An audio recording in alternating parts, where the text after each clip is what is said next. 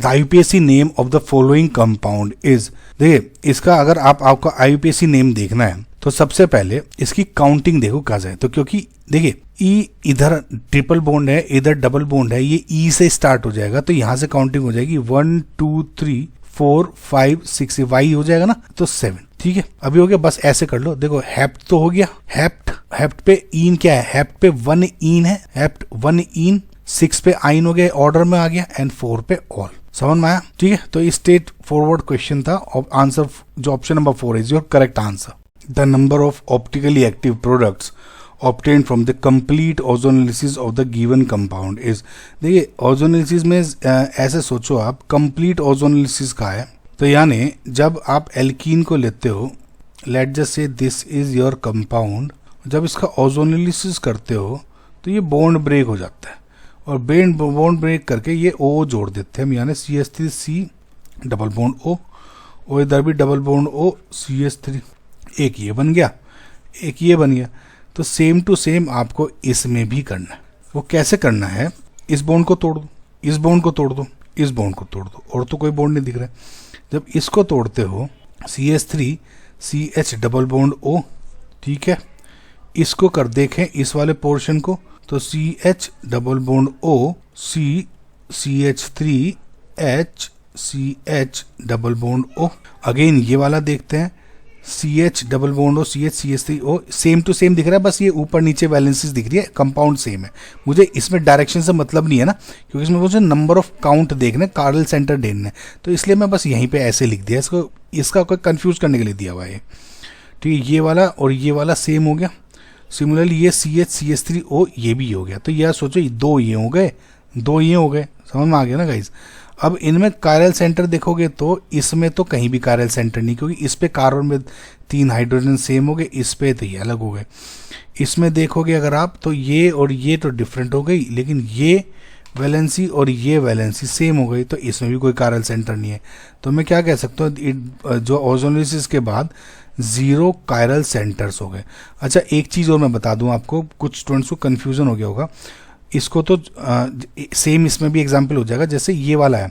कुछ स्टूडेंट्स के दिमाग में ये जरूर आया होगा कि मैंने ओजोनोलिसिस यहीं पे क्यों छोड़ दी, मुझे कैसा पता लगा कि रिडक्टिव थी या ऑक्सीडेटिव ओजोनोलिसिस थी। मेरा आंसर यह है कि डजेंट मैटर कि इस क्वेश्चन में आप कौन सी ओजोनोलिसिस ले रहे हो। अब देखो जैसे ये वाला है, अगर ये रिडक्टिव हो गया, अगर मैं जब आपने ZnH2 लिया हुआ था O3 के साथ, लेकिन जब आप खाली O3 लो विदाउट Zn, तो अगर आप यहाँ H को OH भी कर दोगे तो क्या मेरे आंसर में फर्क पड़ जाएगा? नहीं पड़ेगा, है ना। HOH सिमिलरली इसमें भी कोई फर्क नहीं पड़ेगा, तो क्योंकि ये तो सिंपल, ये भी सेम है। अब जब OH में कर दूंगा तो ये भी सेम हो जाएगी, तो इसलिए कोई फर्क नहीं पड़ेगा कौन सा ओजोनोलिसिस आपने लिया। तो 0 कायरल सेंटर लेंगे, यानी जो आपका ऑप्शन नंबर 2 है is your correct answer. The total number of structural isomers possible for the substituted benzene derivatives with the molecular formula C9H12। Now guys एक चीज मैं आपको बता दूं, ये C9H12 के जितने भी आइसोमर्स है ना, आप रट लो, याद कर लो, क्योंकि ये मैं बता रहा हूँ आपको, बहुत बार क्वेश्चन में देखिए अपलोड करता हूँ। ये C9H12 पे इतनी बार आइसोमर्स पे क्वेश्चन पूछ चुके हैं ना, ये बहुत बार। ठीक है, देखो, और मैं भी हमेशा वही चीज बताता हूँ।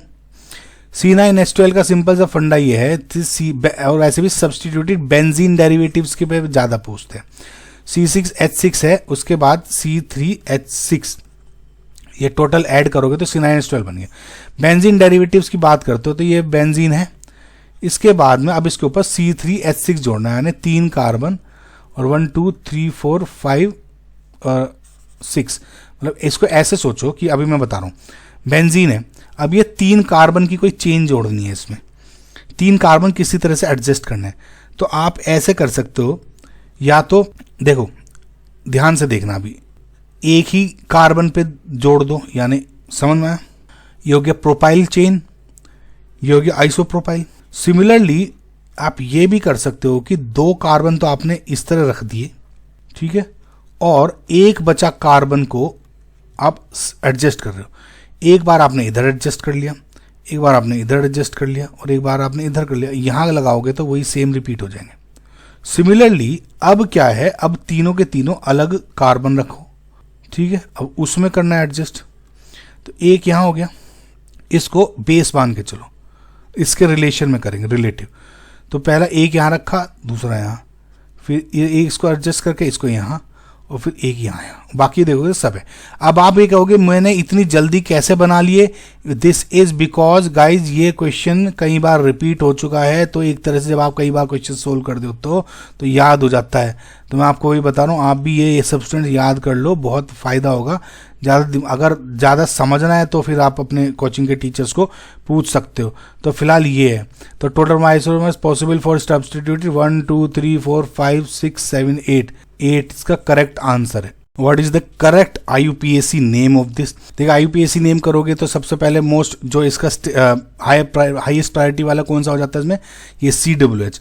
तो जो कार्बन यहाँ वाला है इसके ये वाला जिससे ही जुड़ा वहां से काउंटिंग करो, ठीक है। अब जहाँ पे उससे काउंटिंग करो जो सबसे पहले ग्रुप पड़ेगा, तो इधर तो कुछ नहीं है, इधर यहाँ पे तो यहाँ से काउंटिंग करते हैं 1 2 3 4 5 एंड ये हो गया 6, ठीक है। अब एंड में तो इसका बेंजोइक एसिड हो जाएगा ना, देखो एंड, क्योंकि बेंजोइक है ना, तो एंड में तो ऑब्वियसली देखो इसको आप क्या बोलते हो, अगर ये खाली हो तो उसको बोलते हो बेंजोइक एसिड। अब बाकी के इसमें चीज़ें जुड़ गई हैं ना, तो ये देखो एंड में तो हो गया इसका बेंजोइक एसिड। कभी कभी एग्जाम में हम कभी कभी सही भी नहीं कर पाते, तो ऐसे भी पता लग जाता है। ओके, सो सारे बेंजोइक एसिड है।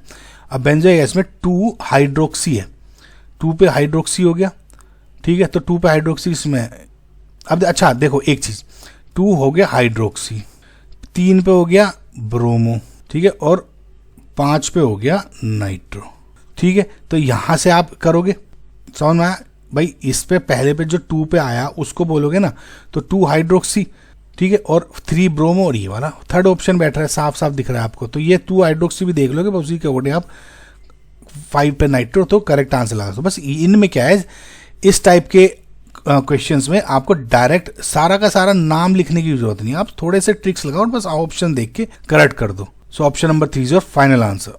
What is the correct IUPAC name of this compound?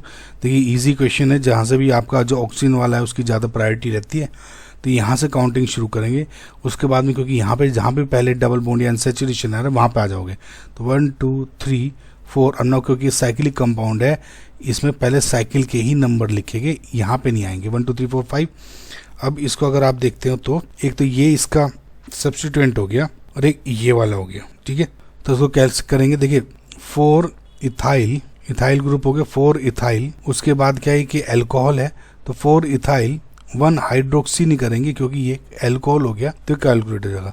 तो 4 इथाइल साइक्लो हो गया, साइक्लोपेंट, 2 पे ईन आगे यहाँ से काउंट कर रहे हैं, और ऑल पाउंड 1 ऑल। तो ये जो हो गया 4 ऑप्शन हो गया। इजी क्वेश्चन था, डायरेक्ट आंसर आ जाना चाहिए था। Which of the following is the correct IUPAC name of given organic compound? देखिए गाइस, अगर आप इन क्वेश्चन में कभी कभी आपको टेंशन भी होती है ना, कभी कभी दिक्कत होती है कि क्या करें, क्या नाम है ले, तो आपको सिंपल सा फंडा सोचो। देखो हमें पता है कि देखिए ऑप्शंस में कभी कभी अगर आप थोड़ा बहुत चेंज वेंज करोगे तो आपको समझ में आ जाएगा। कैसे? देखो अगर मैं यहाँ से काउंट करता हूँ, एक बार ध्यान से देखना। पहली बात तो ये एल्कीन है, कभी कभी ऑप्शन में क्या होता है ईन नहीं होता, आइन लिख देते तो वो कट जाएगा, तो सब ईन है तो ईन हो गया। अब देखोगे तो सब पे इन्होंने 2 ईन लिखा हुआ है, 2 ईन।